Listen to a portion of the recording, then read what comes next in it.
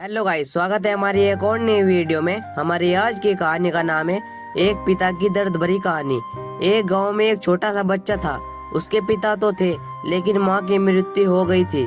पिता सारा दिन काम करता और अपने बेटे को पाल पोस कर बड़ा करता। वह सारा सुख अपने बेटे को देता है जो एक माँ दे सकती थी। उस पिता ने कभी कुछ नहीं मांगा, सिर्फ इतना ही मांगा कि मेरे बेटे को कोई परेशानी ना हो। दिन बीतते गए, बेटा पढ़ लिख कर एक अच्छा जॉब भी करने लगता है और वह शहर में रहने लगता है। कुछ दिन बाद वह अपने पिता से मिलने आता है और कहता है, पापा मुझे कुछ पैसों की जरूरत है। मैं चाहता हूँ कि शहर में ही जमीन लेकर अपना घर बना लूँ। पिता इस बात को सुनकर बहुत खुश होते हैं। सोचते हैं कि मेरा बेटा है, एक न एक दिन नाम करेगा। जिंदगी भर की बचाई हुई पूंजी को निकाल कर अपने बेटे को दे देते हैं। बेटा शहर चला जाता है और उन पैसों से अपना घर बना लेता है। पिता इधर इंतजार करता रहता है कि मेरा बेटा फिर से आएगा, एक न एक दिन तो मेरे पास आएगा ही। कहाँ जाएगा? उसके पास अब कोई नहीं जाता था, क्योंकि ना ही अब उसके पास पैसे थे और ना ही रहने की जगह थी। कुछ दिन बाद बेटा फिर लौट कर आता है और अपने पिता से कहता है, पापा अब आप दादाजी बनने वाले हैं। पिता को बहुत खुशी होती है। इस बात को सुनकर वह कहते हैं, तू मुझे मेरी बहू और पोते से कम मिलाएगा। बेटा कहता है, बस पापा थोड़े दिन और।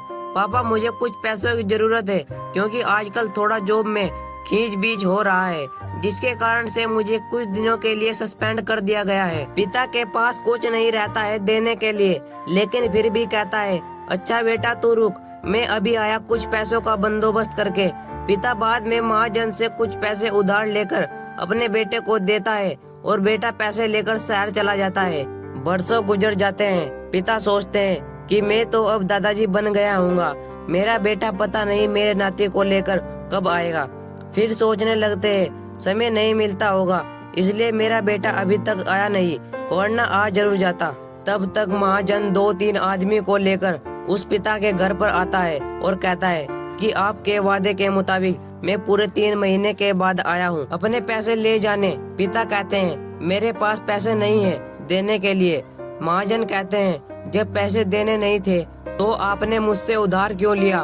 तभी पिता कहते हैं, ठीक है रुको, मैं तुम्हारे लिए पैसों का बंदोबस्त करके आता हूँ। और वहाँ के नजदीकी अस्पताल में चले जाते हैं। वहाँ जाकर अपना ब्लड डोनेट कर देते हैं और अपनी एक किडनी भी बेच देते हैं और उस महाजन का कर्ज भी छुटा कर देते हैं।